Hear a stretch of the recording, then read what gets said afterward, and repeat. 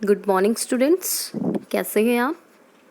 आशा है कि आप सभी स्वस्थ होंगे और मन लगाकर पढ़ रहे होंगे। आज का हमारा नया टॉपिक है विशेषण। विशेषण आपने छोटी कक्षाओं में पढ़ा होगा।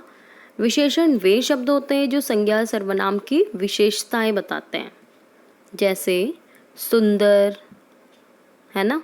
तो सीमा सुंदर है।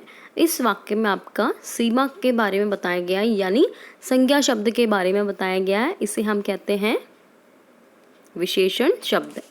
तो चलिए शुरू करते हैं। परिभाषा है आपकी, जो शब्द संज्ञा या सर्वनाम की विशेषता बताए उन्हें हम विशेषण कहते हैं। जैसे काला, बड़ा, दयालु, कायर आदि।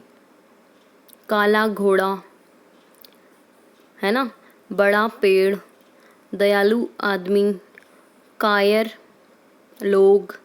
तो ये सब क्या है, आपके विशेषण हैं जो कि किसी भी संज्ञा या सर्वनाम की विशेषताओं को बतलाता है। उदाहरण देखिए यहाँ पे, मेहनती विद्यार्थी सफलता पाते हैं। तो यहाँ पे आपका जो विशेषण है वो क्या होगा, मेहनती, है ना। तो मेहनती कैसे विद्यार्थी, मेहनती। संज्ञा शब्द क्या है, विद्यार्थी, और मेहनती उसकी विशेषता। धर्मपुर स्वच्छ नगर है। नगर स्थान है और स्वच्छ उसकी विशेषता। वह पीला है, वह सर्वनाम हो गया और पीला उसकी विशेषता। ऐसा आदमी कहाँ मिलेगा, ठीक है। स्वस्थ बच्चे खेल रहे हैं। स्वस्थ बच्चे, कैसे बच्चे, स्वस्थ। तो ये सभी आपके क्या थे, विशेषण के वाक्य। आगे बढ़ते हैं। जिस संज्ञा या सर्वनाम की विशेषता बताई जाए उसे हम विशेष्य कहते हैं। जैसे गीता सुंदर है। गीता सुंदर है, इस वाक्य में गीता के बारे में बतलाया गया है और सुंदर शब्द आपका विशेषण है। मीना बहुत आलसी है। मीना आपका संज्ञा शब्द है। अब यहाँ पे बात हो रही है आपके विशेष्य की। विशेष्य कौन है, जिस संज्ञा या सर्वनाम की विशेषता बताई जा रही है। यहाँ पे मीना के बारे में बात हो रही है, यानी कि आपका ये विशेष्य मीना है और आलसी है वो, इसलिए ये विशेषण है। उसके बारे में पता चल रहा है ना कैसी है वो। मीना बहुत फुर्तीली है, तो फुर्तीली विशेषण होता, पर यहाँ पे आपका आलसी शब्द, इसलिए विशेषण आलसी है। प्रविशेषण, ये आपको कभी कभी लगता है कि सेम है, पर ऐसा नहीं है। आपका जो विशेष्य है और जो प्रविशेषण है और विशेषण, तीनों ही अलग अलग है। अब प्रविशेषण वो होते हैं जो शब्द विशेषण की विशेषता बताते हैं, उसे हम प्रविशेषण कहते हैं।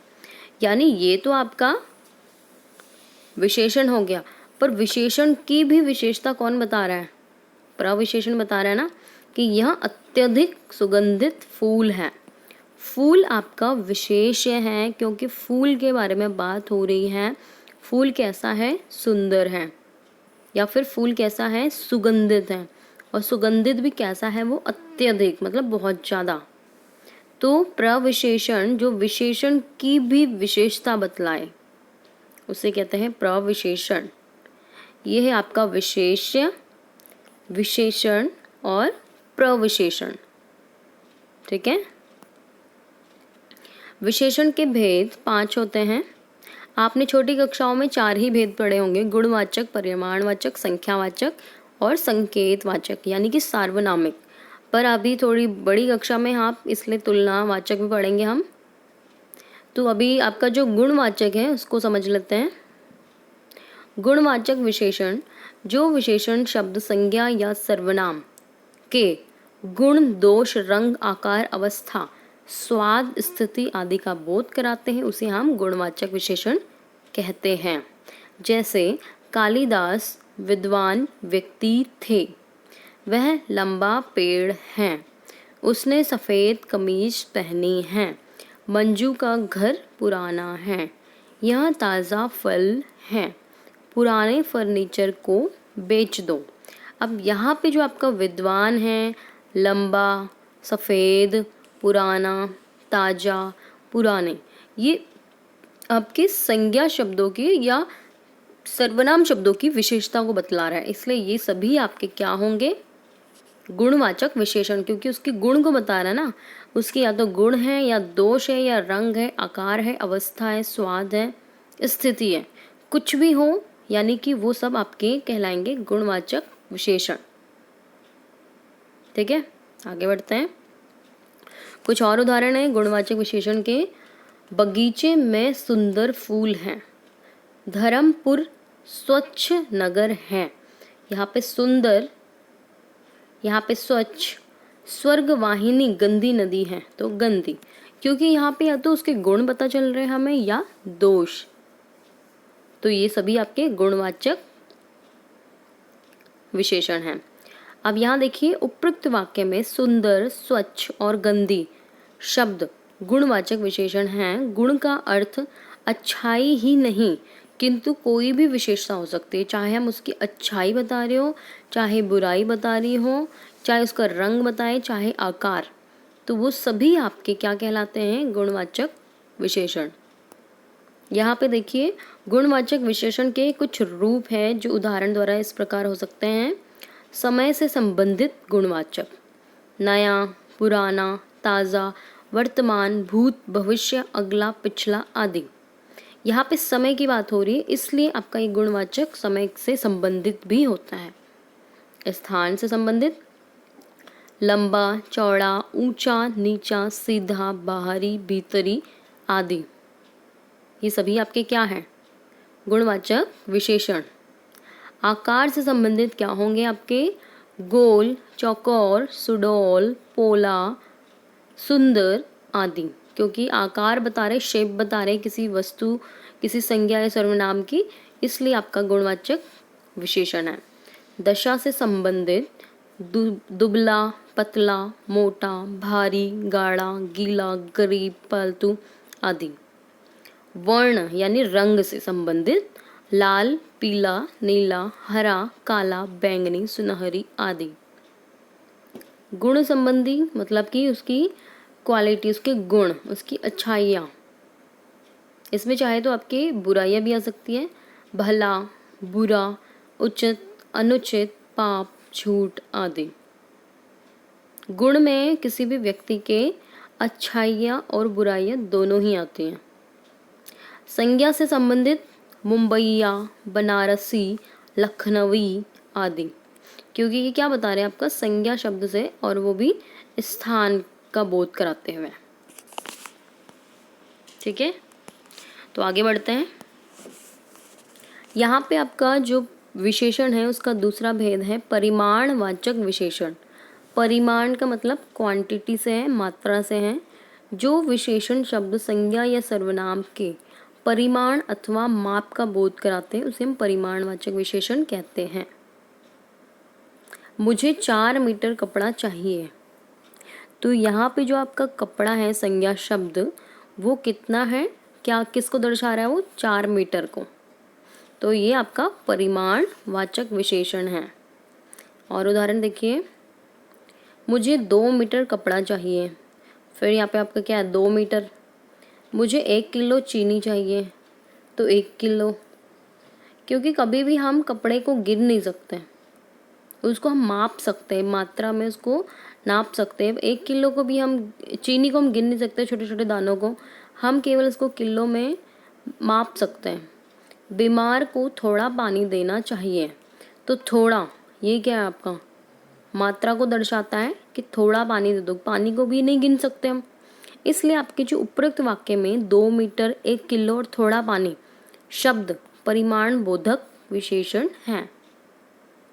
मुझे थोड़ा पानी चाहिए, बहुत प्यास लगी है, देखिए यहाँ पे थोड़ा और बहुत दोनों विलोम या विपरीत शब्द आ रहे हैं।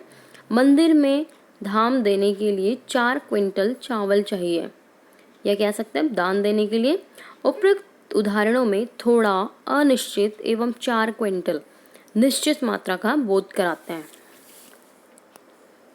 अब आपके जो परिमाणवाचक विशेषण है जिसमें हमें मात्रा का पता चलता है, क्वांटिटी का पता चलता है, उसको भी 2 भागों में बांटा गया है, निश्चित परिमाणवाचक विशेषण और अनिश्चित परिमाणवाचक विशेषण।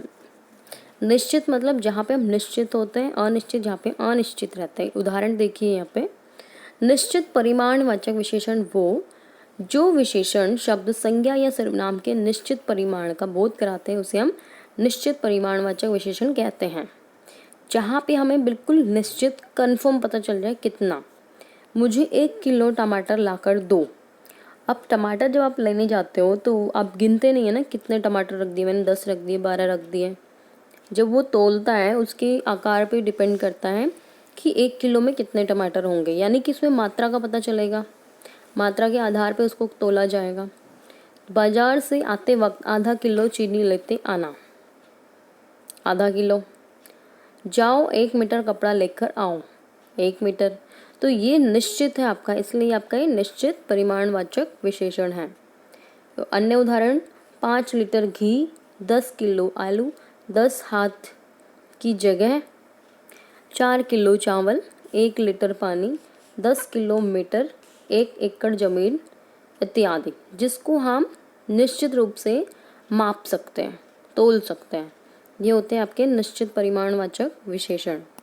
इसी के विपरीत है आपका अनिश्चितवाचक परिमाणवाचक, यानी कि जो विशेषण शब्द, संज्ञा या सर्वनाम के अनिश्चित परिमाण का बोध कराते हैं उसे अनिश्चित परिमाणवाचक विशेषण कहते हैं। घर में थोड़े चावल बचे हैं, अब हमें नहीं पता कितने बचे, हमने उसको मापा नहीं है, तोला नहीं है, ना उसको गिना है, यानी वो थोड़े शब्द आपका अनिश्चित परिमाणवाचक सर्वनाम है, सॉरी विशेषण है। जैसे यहाँ पे उदाहरण देखिए, थोड़ा पानी, कुछ आटा, बहुत दूध, थोड़ा धन, बहुत मिठाई, बहुत घी, थोड़ी चीनी आदि। ये सब शब्द क्या आपके मात्रा को नहीं दर्शाते ना, ये थोड़ा बस हम अंदाजे से ले सकते हैं कि थोड़ा पानी, अंदाजे से। तो ये आपका अनिश्चित है, निश्चित नहीं है, इसलिए आपका ये कहलाएगा अनिश्चित परिमाणवाचक विशेषण। तो चलिए देखते हैं आपको ये पाठ कितना समझ आया है। यहाँ पे कुछ प्रश्न हैं जो कि आपको स्वयं करने हैं। विशेषण और विशेष शब्दों को अलग अलग लिखिए। सफ़ेद, चौक। अब यहाँ पे चौक जो है ये संज्ञा शब्द हुआ, यानी जिसके बारे में पता चलता है या जिसके बारे में विशेषण दर्शा रहा है। यहाँ पे विशेष जिसके बारे में बात हो रही है वो है आपका चौक। चौक कैसा है? सफ़ेद।